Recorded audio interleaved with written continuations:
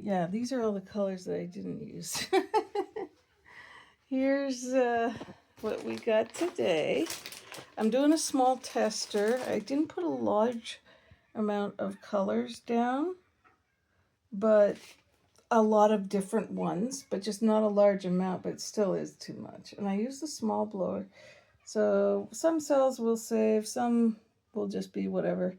We might just get some nice, beautiful layovers of the, the transparent paints that I like so much. I've added some like movement in there, and that's so you can see layers of paint. They probably all will get spun off, so it doesn't really matter. But if some sticks around, it'll show the layers in different colors that got spun off or that did survive. This is a 10 by 10 canvas. I don't think they get smaller than that unless you're really just not really making paintings anymore. Okay, just to show you a little, like five on one side, five on the other. This is what happens to the cells open up, the lacing opens up. Some of these look kind of interesting, but they're going to hopefully go off the sides.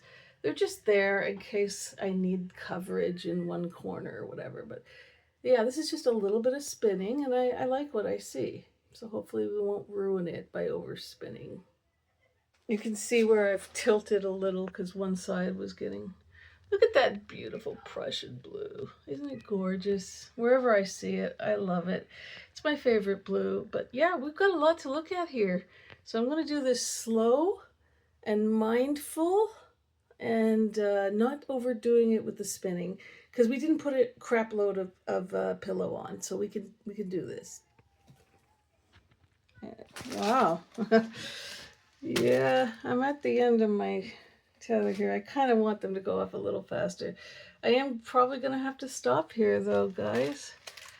Was it going that way?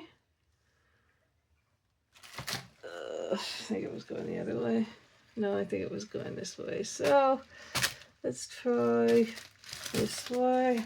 I know it looks really fast, but this paint is sticking on me. All right.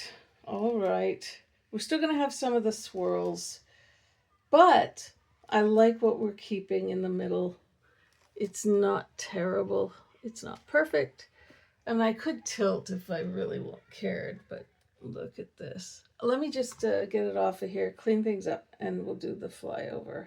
Okay, so here is my finished, 7 colors or whatever. Everything had a light version and a dark version, and there was even some white pearl in here. Dioxine purple, that'll dry dark. We've got the Prussian blue with the lighter blue. We've got the red and then the pink and then the ultra light pink, which you see there in the corner. Here's a lot of blue, but yeah, I thought I used a lot of pillow, but I actually didn't use probably enough, and that's why we still have some of these little designs here, which I only do to clean up the mess of the whole thing. So if those things go off, we know we've kept the good bits. And unfortunately, they didn't all go off because, this is, I'm not great at all of this. I'm using a small blower, which I only use once in a while, but I am getting better at that one. This had 2 cell activators on it. So there's blue and there's black. If you look in here, you can see the white, or so black at the end, white. So you can see the white in there. You can see these swirls. See, we did get some beautiful lacing. They start off as cells. What is lacing? What is webbing? It's something that started off as tightly knitted cells, but then it gets spun off, so it doesn't have necessarily multiple colors in it like these peacock cells that you see here. Those are known as peacock cells. All that white you see, that's all lacing. It's almost like lightning. This is just me and my swirlies. And who knows? Maybe I'll do something when this dries. I might take them out or paint over them or something.